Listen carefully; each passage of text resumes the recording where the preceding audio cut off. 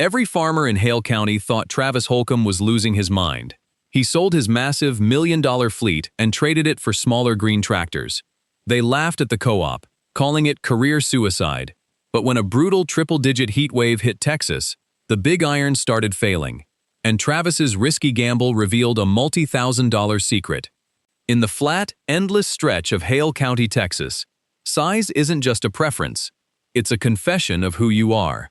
Where the sky meets the dirt near Plainview, cotton and dryland wheat run all the way to the horizon, and every man measures his standing by the iron parked in his shed.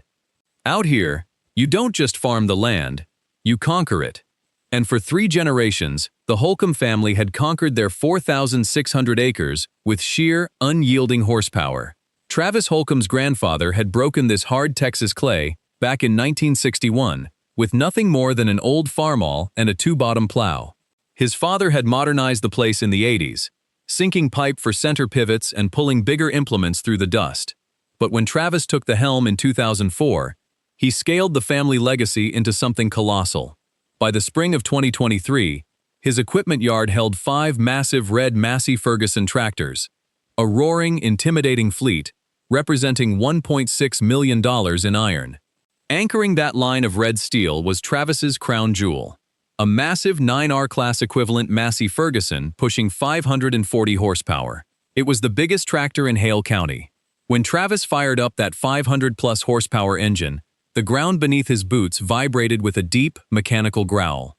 When he pulled that machine up to the grain elevator or parked it near the co-op, men stopped talking just to watch it roll by. In the panhandle, a machine like that wasn't just a tool, it was an altar to Texas pride. It told every neighbor at the morning coffee table that Travis Holcomb wasn't just keeping up, he was leading the parade. Standing in his dirt yard at first light, watching the gold Texas sun bleed across wide wheat fields, Travis felt that quiet, swelling pride. The red paint caught the morning light, gleaming like polished enamel against the pale dust. He loved those machines. He loved the raw, crushing power that made short work of the hardest soil. They made a bold, unquestionable statement about his work, his legacy, and his wealth. But as the wind kicked up sand against those heavy steel frames, Travis had no way of knowing that the very statement he loved was about to start bleeding him dry. It is one thing to feel like a king when 500 horses roar beneath your boots. It is quite another when every single one of those horses demands to be fed. By early 2023, the raw euphoria of commanding the biggest red fleet in Hale County was swallowed by a quiet, suffocating dread that followed Travis home every evening. The economic storm had hit fast and hard. Only a couple of seasons earlier, off-road diesel had hovered at a manageable $2.80 a gallon. But as fuel markets spiked across the country, that price climbed steadily until it scraped nearly $5 a gallon. On 4,600 acres, where every field pass required massive, heavy tillage, the impact was immediate and devastating.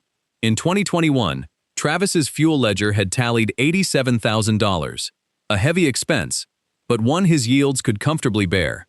By the end of 2022, that exact same acreage, doing the exact same work, had burned through a staggering $164,000 in diesel. Late into the night, long after his wife Jen and the kids had gone to sleep, Travis sat alone at the dark kitchen table. The cold blue light of his laptop screen reflected off his tired eyes, illuminating row after row of red numbers on his expense sheets.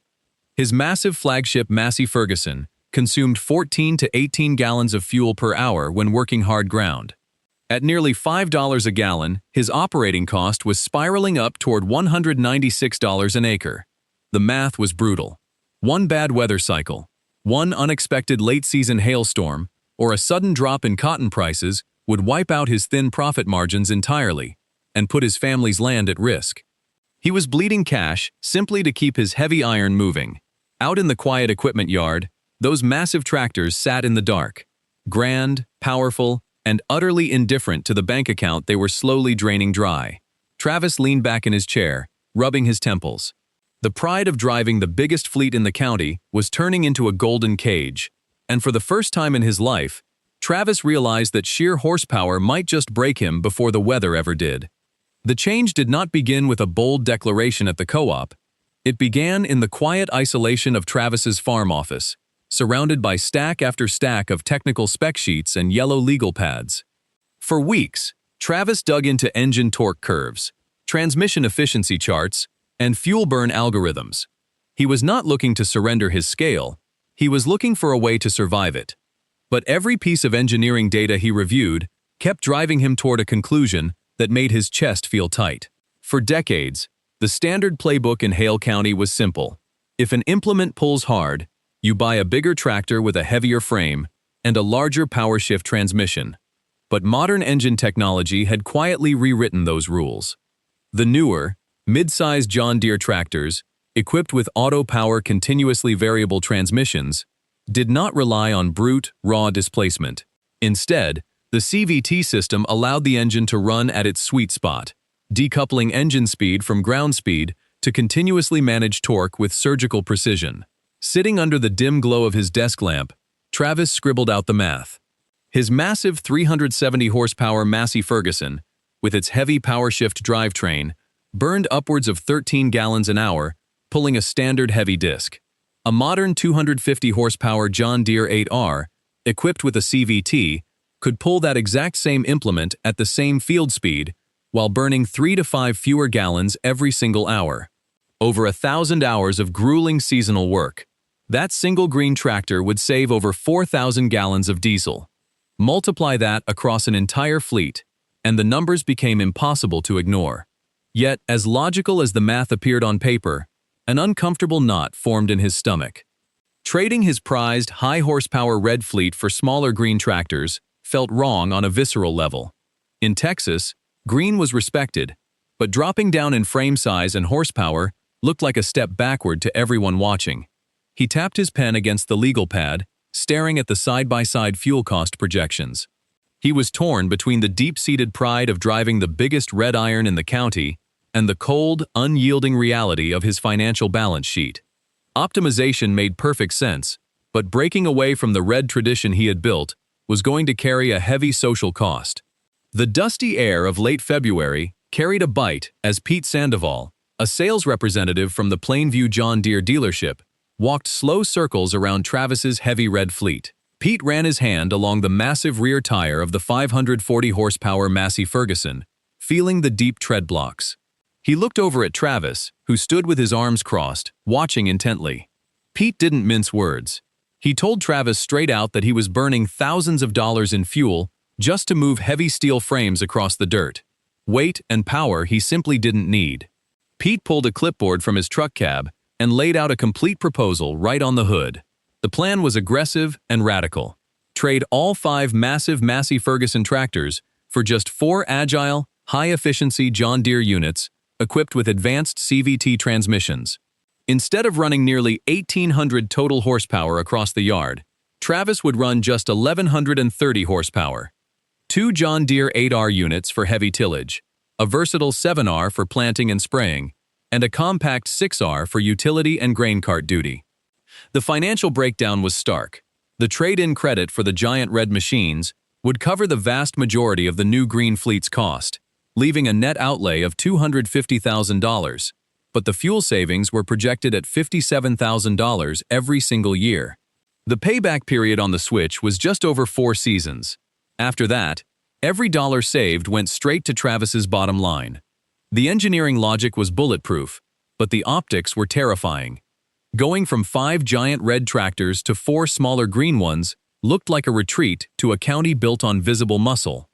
That night, Travis stood at the kitchen counter, staring at Pete's quote sheet, while Jen cleared the dinner plates. He confessed his fear that every farmer in Hale County would assume he was going broke, that he couldn't handle the payment on big iron anymore. Jen paused, set the dish towel down, and looked him dead in the eye. Her voice was calm, steady, and entirely free of doubt. She told him that pride didn't pay the bank, nor did it keep 4,600 acres in the family name. "Let them talk," she said gently, laying a hand on his arm. "They aren't paying our bills." The next morning, Travis called Pete and told him to order the green iron. On the morning of March 17, 2023, the physical reality of Travis's choice arrived with the hiss of air brakes and the heavy clatter of loading ramps.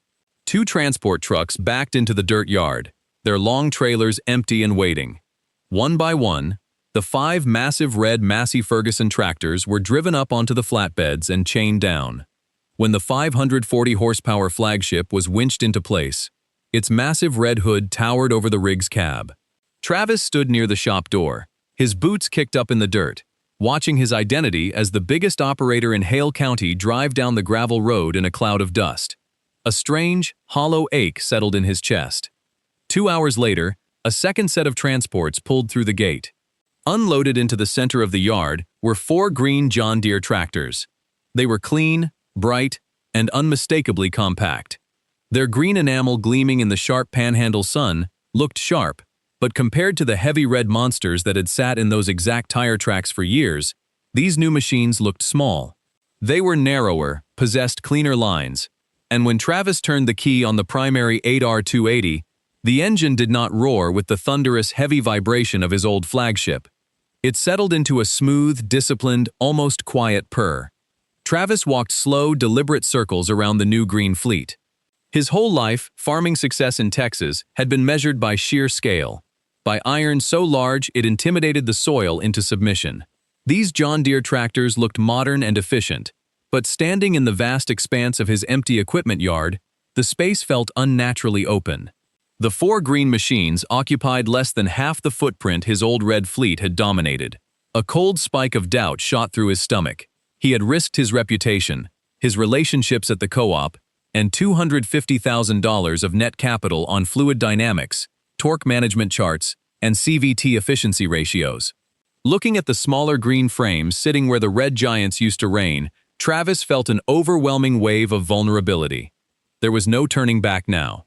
The red iron was gone, the green iron was parked, and in less than 2 weeks, the hard Texas ground would demand to know if he had made the smartest decision of his life, or the most humiliating mistake. In Hale County, news moves faster than a spring dust storm, and by Monday morning, every producer between Plainview and Lockney knew that Travis Holcomb had sold his heavy red fleet. When Travis pushed open the heavy wooden door of the Cattleman's Cafe at 6 in the morning, the sudden lull in conversation was immediate. The familiar clinking of ceramic coffee mugs and silverware against diner plates slowed as heads turned toward the doorway. Travis took his usual seat at the back table, nursing a hot black coffee, but the silence didn't last long. Over by the counter, Dale Pritchard, a veteran cotton farmer who prided himself on running heavy, high-horsepower red iron, leaned back on his stool and raised his voice just loud enough for the entire diner to hear. He chuckled, asking the room if anyone else had seen Travis's new lawnmowers parked out in his yard, joking that times must be getting pretty tough if a Holcomb had to downsize just to keep the lights on. A couple of younger hands at the counter snickered into their cups. Travis kept his eyes fixed on his mug, feeling a flush of heat rise up the back of his neck. He knew how small-town logic worked. In the panhandle, trading down in size was never seen as a strategy. It was viewed as a public confession of failure. People assumed he was over-leveraged, broke, or desperate. Before Travis could leave, Roy Stiller, the manager at the local grain elevator who had known Travis's father for 30 years, walked over and set a heavy hand on the table. Roy shook his head with genuine concern, asking why in the world he'd swap out proven, heavy-framed horsepower for light green iron. Roy warned him that those smaller John Deere tractors might look sleek on paper, but when the summer heat baked the Hale County clay into concrete, those light frames wouldn't offer enough traction to pull a heavy ripper.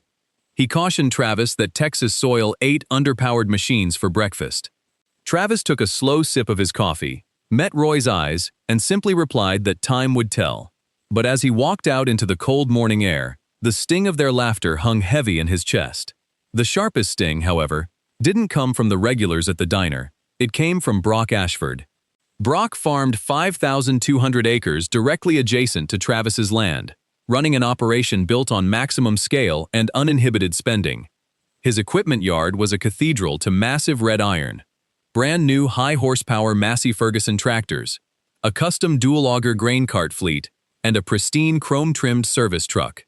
Brock didn't just farm to make a living, he farmed to dominate the horizon and make sure everyone knew it. Late on a Tuesday afternoon, Travis was standing near his fence line, grease rag in hand, servicing the seed meters on his planter. The heavy rumble of a diesel engine approached down the dirt road, and Brock's gleaming 3/4-ton pickup pulled to a stop. The dust settled slowly as Brock rolled down his tinted window, leaning his elbow on the doorframe with a smug, knowing grin plastered across his face. He didn't bother with pleasantries. Brock gestured over his shoulder toward the 3 green John Deere tractors parked near Travis's shop, shaking his head with theatrical pity. He asked Travis straight out if the bank was squeezing him, calling the new green fleet a set of toys that would choke the second they hit real panhandle clay. For Brock, running anything less than top-tier horsepower was an admission of weakness, a failure to uphold the grand Texas standard. He told Travis that trying to farm 4,600 acres with smaller green machines was like trying to haul a cattle trailer with a golf cart, embarrassing and bound to break. Travis stood his ground in the dirt, unbothered by the posturing. He wiped his oil-stained hands deliberately on his shop towel, met Brock's condescending gaze, and let out a quiet breath. He looked Brock dead in the eye and answered calmly that he wasn't broke, he was just smart. Brock let out a sharp, dismissive laugh, warning Travis that when the brutal heat hit during harvest and his small green iron couldn't keep up with the workload, he'd realize how expensive saving a few dollars on fuel really was. With a tap on the gas, Brock sped off, leaving a cloud of thick dust floating over the fence line. Travis watched the truck disappear, shifted his rag to his back pocket, and went right back to work. The true test arrived in late March on a 400-acre section known locally as the Iron Block. The ground there was a brutal blend of tight caliche clay and packed hardpan, the kind of punishing dirt that turned steel shanks into scrap and made lesser engines choke. The year before, Travis had pulled his heavy 18-shank ripper through this exact field using his 540-horsepower Red Titan. That giant machine had roared, churned up clouds of dust, and consumed a eye-watering 17.2 gallons of diesel every single hour just to maintain 4.8 miles per hour. Hands steady on the wheel, Travis backed his new John Deere 8R280 up to the heavy implement, dropped the hitch pin, and plugged in the hydraulic lines. The compact green tractor looked almost undersized hooked to the massive iron ripper, but as Travis pulled past the turn row and lowered the shanks deep into the sun-baked clay, there was no dramatic roar or struggling wheel slip. The John Deere's Auto-Power CVT transmission went straight to work. Instead of screaming at high RPMs like a conventional power shift engine, the tractor automatically adjusted its gear ratios and engine speed, balancing torque demands in real time. The green machine settled into a smooth, rhythmic hum, digging deep into the hardpan without hesitation. Travis glanced down at the digital display on the corner post monitor. The readouts made him catch his breath. Ground speed was holding rock steady at 5.1 miles per hour, while the live fuel consumption display hovered at a lean 11.8 gallons per hour. He was moving faster than his old flagship while burning 5.4 fewer gallons of diesel every hour. Over the 2 days it took to rip the entire 400-acre block, the quiet green tractor performed flawlessly, turning the stubborn clay into clean, workable beds. When Travis tallied up his fuel logs at the end of the second evening, the math was unquestionable. He had saved nearly 200 gallons of diesel on a single field pass. Sitting in the quiet cab as the dusk settled over the freshly tilled dirt, Travis let out a long, silent breath. The neighbors were still laughing at the co-op, but out here in the dirt where it mattered, the green iron had just delivered its first verdict. By early May, spring planting was in full swing across Hale County. The sky was pale, dry, and stretched thin over thousands of acres of fresh seed beds. Travis moved across his fields in the cab of the John Deere 7R, pulling a 16-row planter across 2,800 acres of cotton ground. Inside the pressurized cab, the ride was remarkably smooth. The tractor's engine maintained a disciplined, quiet pitch, as the auto-power transmission kept the outfit rolling at a steady 6.2 miles per hour. Travis monitored the seed monitor and fuel readouts on his display screen. The green tractor was sipping just 9.6 gallons of diesel an hour, a sharp drop from the 13.1 gallons his old red 370 horsepower unit had burned, pulling the same planter at lower speeds. He was finishing fields hours ahead of schedule while burning a fraction of the fuel. Yet, despite the undeniable numbers recording on his digital monitors, the talk around town refused to change. Driving along the farm-to-market roads, neighboring farmers slowed down in their heavy pickups to watch the small green tractor work. They saw the smaller frame size, heard the quieter engine, and instantly filled in the blanks with their own biases. To them, a tractor wasn't working hard unless the stack was blowing thick black smoke and the engine was screaming under strain. At the co-op grain desk during afternoon fertilizer pickups, the gossip continued unabated.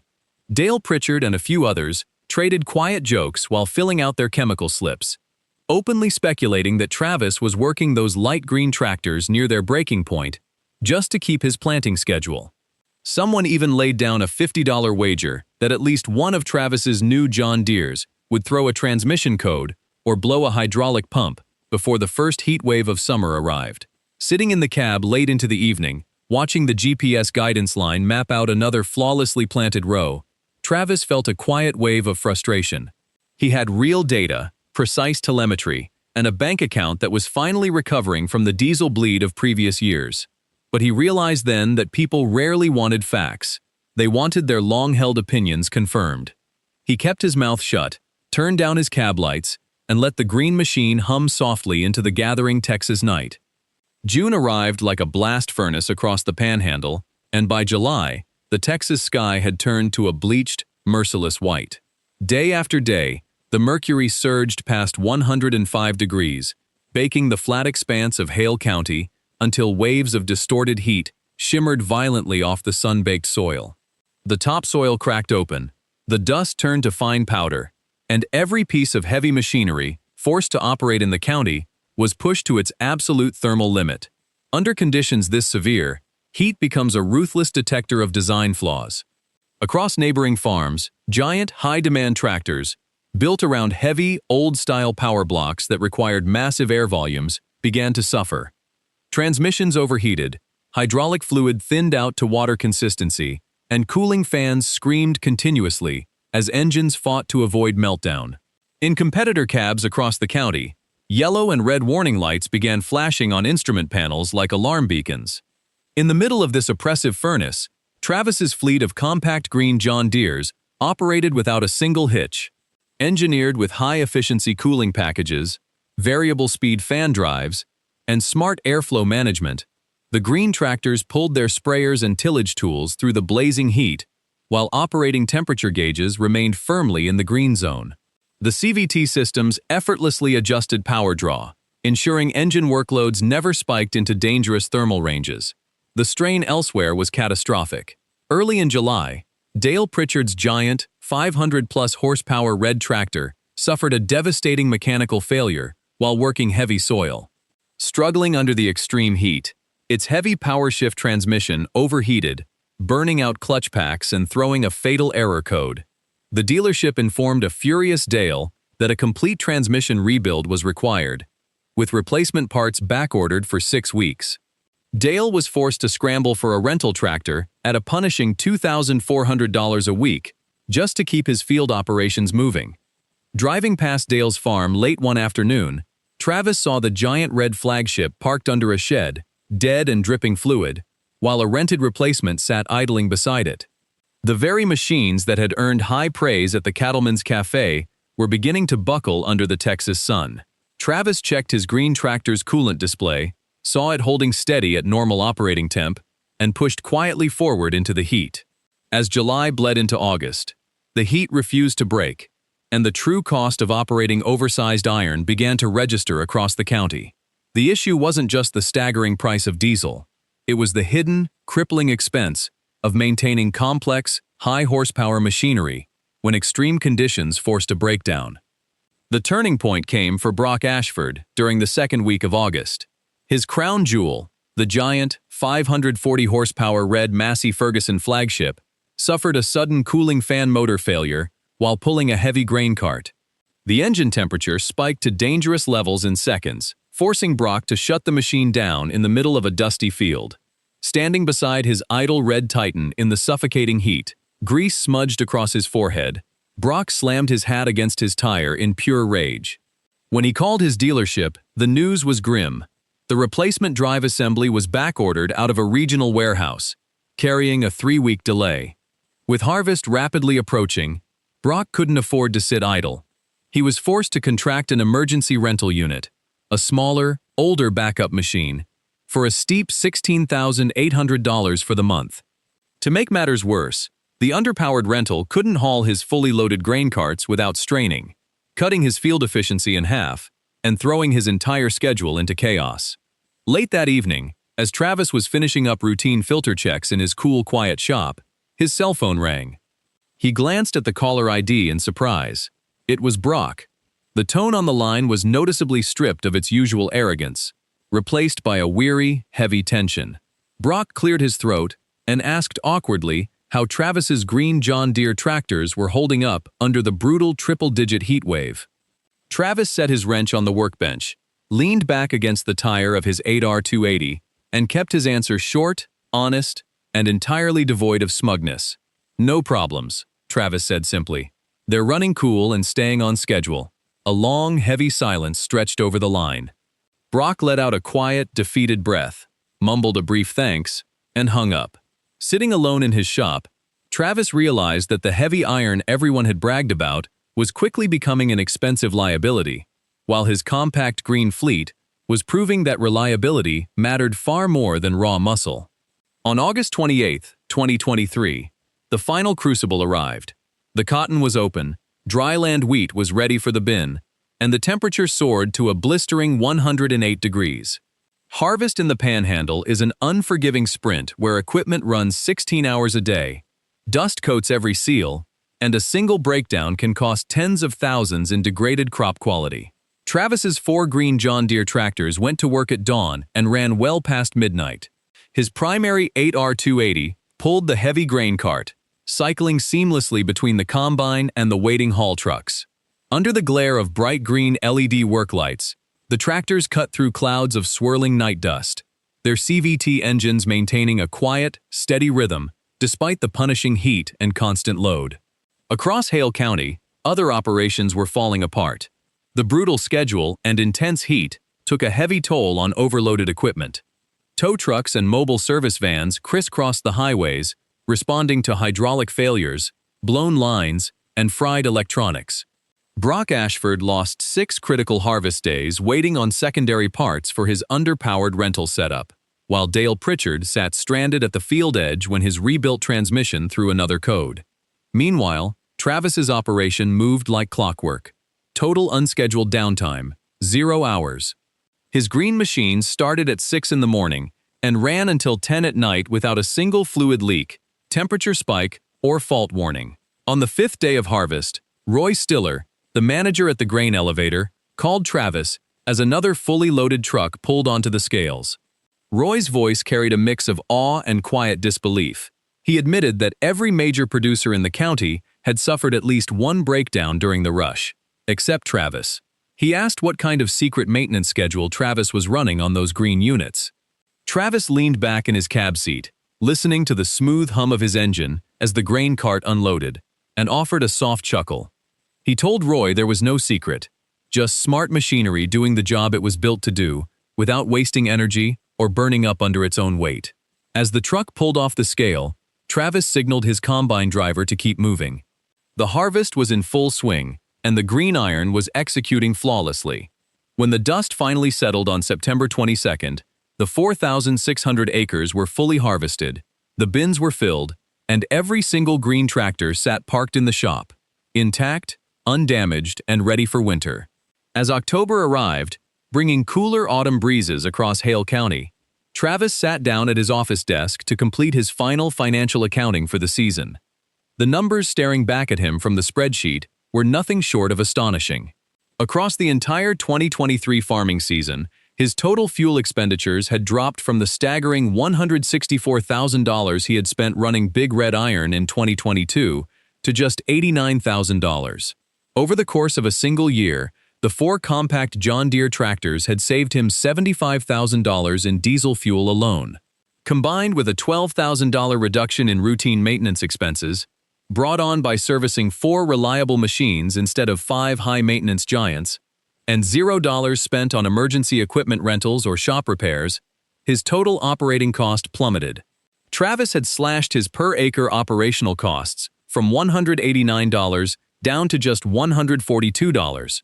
Across his 4,600 acres, That amounted to a staggering $260,200 in net annual savings. The contrast across the fence line was brutal. Dale Pritchard's harvest delays had caused him to miss the optimal weather window on 300 acres of wheat, resulting in lower test weights that cost him over $7,000 in lost grain revenue, on top of a $47,000 transmission rebuild invoice. Brock Ashford had spent over $16,000 on rental machinery, while his broken red flagship sat idle in a dealer lot, waiting on back-ordered parts. Travis leaned back in his leather chair, holding the printed balance sheet in his hands. The quiet satisfaction that washed over him was far deeper than the superficial thrill of driving the biggest machine in the county. He had stood his ground against public ridicule, trusted engineering data over traditional ego, and in doing so, secured his family farm's financial future for decades to come. The math had spoken, and it had proven him completely right. By late November, the bitter winter winds began sweeping over the bare soil of Hale County. But the atmosphere at the co-op had noticeably shifted. The laughter and casual jokes about Travis's lawnmowers had completely vanished, replaced by an uneasy, reflective silence among the local farmers. The math of the 2023 harvest season had leaked out, as it always did in a small farming community, and the stark reality of Travis's massive cost savings could no longer be ignored. The real transformation unfolded quietly over the winter months.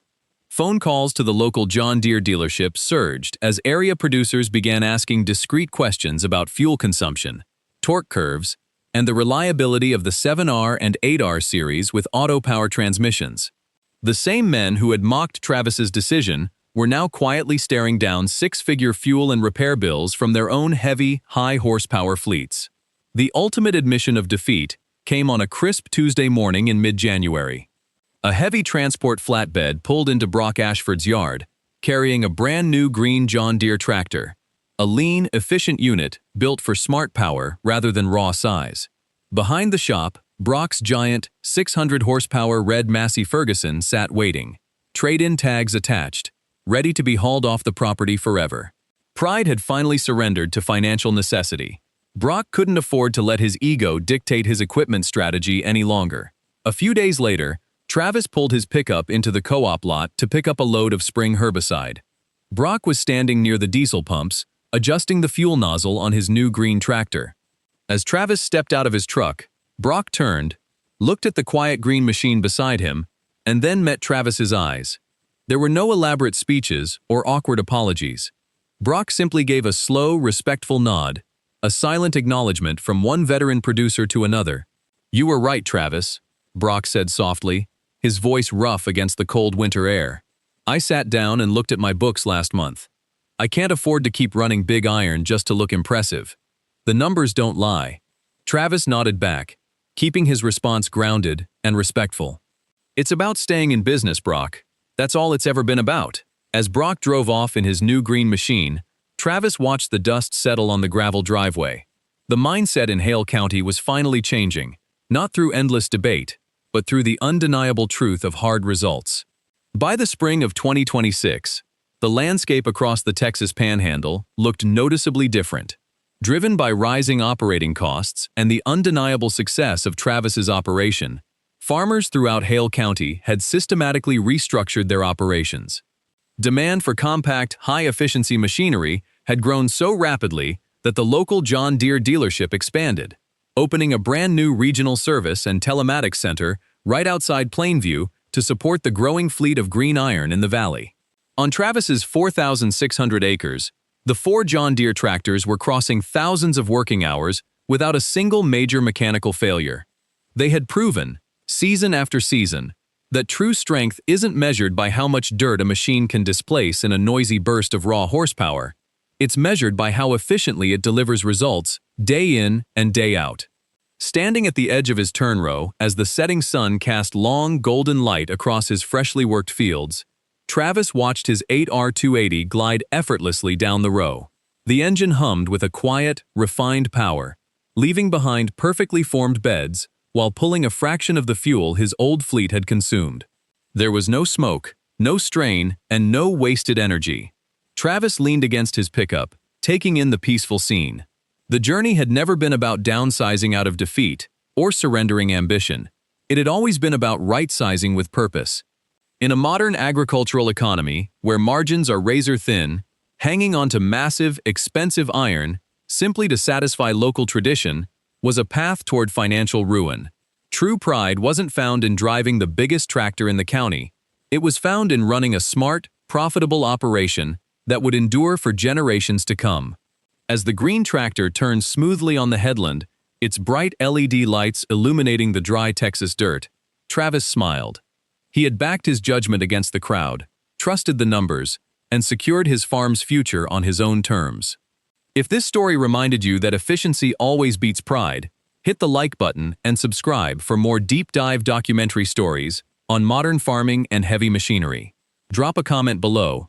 Would you stick with traditional big iron or make the switch to right-sized efficiency? Thanks for watching, and we'll see you in the next field.